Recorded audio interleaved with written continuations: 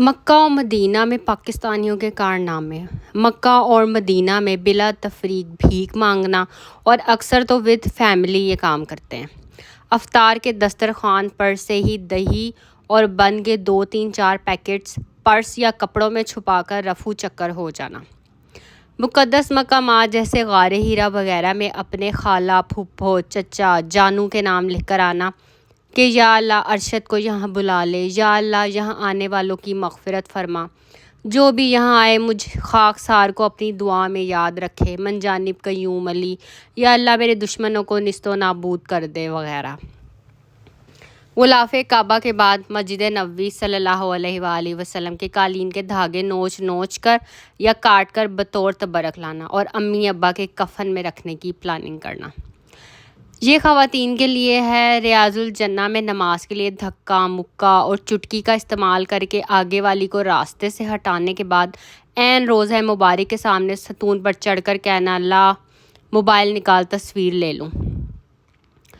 کھجور کی گٹلیاں اور بسکٹ کے ریپر قالین کے نیچے چھپا دینا۔ مسجد نبوی صلی اللہ علیہ وآلہ وسلم کے اندر رکھے زمزم کے کولرز کے سامنے اسکارف کھول کر گلے اور بالوں پر زمزم ملنا اور سارے ایریا کو پانی میں چھم چھم کرنا، پھر عربی خادمہ کے ہاتھوں عربی میں ذلیل ہو کر تھوڑی دیر بعد یہی حرکت دہرانا۔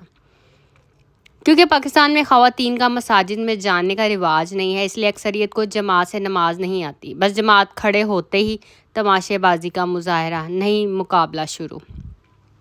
کچھ پتہ نہیں کہ کیا کرنا ہے، ادھر ادھر نظریں چلا کر جو جیسا کر رہا ہے فالو کرنا اور خوب غلطیاں کرنا۔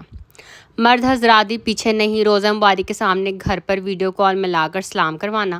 امی یا بیگم بیڈ پر پریشان مت ہو شبانہ، اگلی بار تم بھی عاشق یہاں مگن ہے کہ امی بس جلدی سے سلام کر شبانہ کا دیدار کر رہی ہے۔ استغفر اللہ۔ ایئرپورٹ پر واش روم میں کموڈ لگے ہوتے ہیں جن پر بیٹھنا ہماری عادی عوام کو نہیں آتا، تو جوتے چپلے لے کر کموڈ پر WC کے اسٹائل میں بیٹھ جانا۔ حرم کے صحن میں چپل بیگ سے نکال کر زور سے پٹکنا اور پھر پہننا۔ خواتین کا مسجد نبوی صلی اللہ علیہ وآلہ وسلم کے اندر بیٹھ کر گھریلو سیاست پر کھل کر تبصرے کرنا۔ ہماری پیاری خواتین عبایا پہننا گناہ سمجھتی ہیں، شاید بہت بڑی تعداد میں لان کے چھلکا جیسے کپڑوں میں گھومتی ہوئی پائی جاتی ہیں۔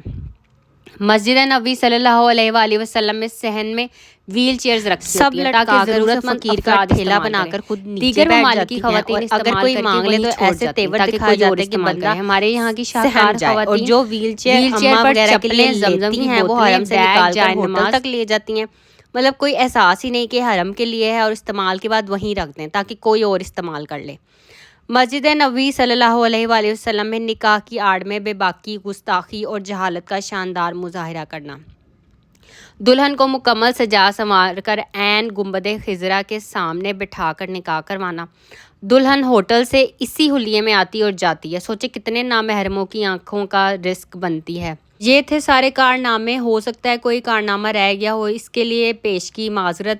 یہ کارنامے ایک ساتھ بیان کرنے کا مقصد یہ ہے کہ شاید تھوڑی سی شرم آ جائے ہمیں، اور ہمیں اپنے گریبان میں جھانک کر اس نام نہاد عشق کو دیکھنے کا موقع ملے، جس عشق کے بعد ہم ادب نہیں سیکھ پائے تو دراصل یہ عشق ہے ہی نہیں، کیونکہ جو عشق محبوب اور اس کے در کا ادب نہ سکھائے، محبوب کی لائی ہوئی شریعت نہ سکھائے، وہ عشق نہیں خالی دعویٰ ہے۔ میں چونکہ خواتین کی طرف رہی تو شاید مشاہدہ اور تجربہ ان سے ہوا۔ مرد حضرات مزید کون کون سے کارنامے کرتے ہیں وہ آپ کمنٹ میں ضرور بتائیے گا۔ ہمیں بطور قوم اخلاقی تربیت کی بہت زیادہ ضرورت ہے، ہمارا جہل ہمیں کہیں کا نہیں چھوڑے گا۔ علماء حق خاص طور پر اس مسئلے پر کام کریں، عوام کے غیر تربیتی یافتہ عشق کو ادب کی جانب موڑ دیں، ورنہ ان کا جہل ان کو لے ڈوبے گا۔